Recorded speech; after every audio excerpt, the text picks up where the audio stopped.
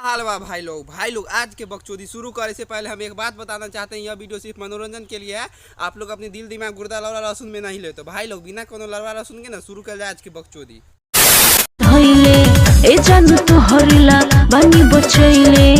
कैसे कहता रे भौजी ए राजा जी तोहरे ला बानी बचैले तो ऐसे पहले का पहले कौन ले बा प्रसादी हमरो सके तनी तू प्रसादी बचा के रखिए जे हमू सब तनका ले लेब। रुको ना हमरा के छुए द बदन साफ लंड चंटे बा भोसरी वाला कैसे कहता छुए द अपन बदन हो बदन छू के साला घिउरा उखाड़ी जो साला एकरा से कोई कुछो नहीं खे आ खाली कहता ई करब सरवारे।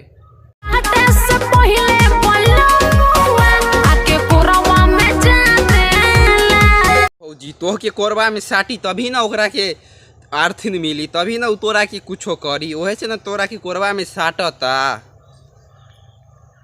चोली खोल के छोड़ देता खोल के छोड़ देता सखी भातारे ए भौजी तोहर भातारा से कुछो न होई वही से तोरा के खोलिए के छोड़ देता।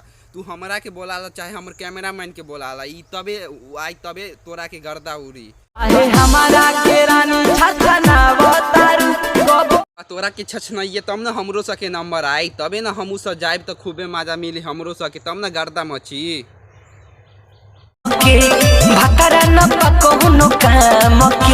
भौजी तोहर भतरा कोनो काम की नहीं है बात तू टेंशन काहे ले तारू हम बानी न हमर वीडियो देख रहल बा उ भाई सब बारह न हमर कैमरा कर रहल बारे ई भाई बारह न एहो से तू काम चला सकेलू काम का है तू परमानेंटो के लिए ले सकेलू लेकिन ई सब परमानेंट के लिए नहीं खे जाई ई सब सिर्फ कामे चलाई तोहरा से सब। आप लोगों को अगर मेरा वीडियो अच्छा लगता है तो आप लोग मेरे वीडियो पर लाइक कीजिए कमेंट कीजिए और मेरे वीडियो को शेयर कीजिए और हमारे चैनल को सब्सक्राइब करके बेल आइकन जरूर दबा लीजिए। अगर आप चैनल पर नए हैं तो जरूर चैनल को सब्सक्राइब कीजिए ताकि हमारे नए वीडियो आप तक पहुँचे। तब तक के लिए धन्यवाद।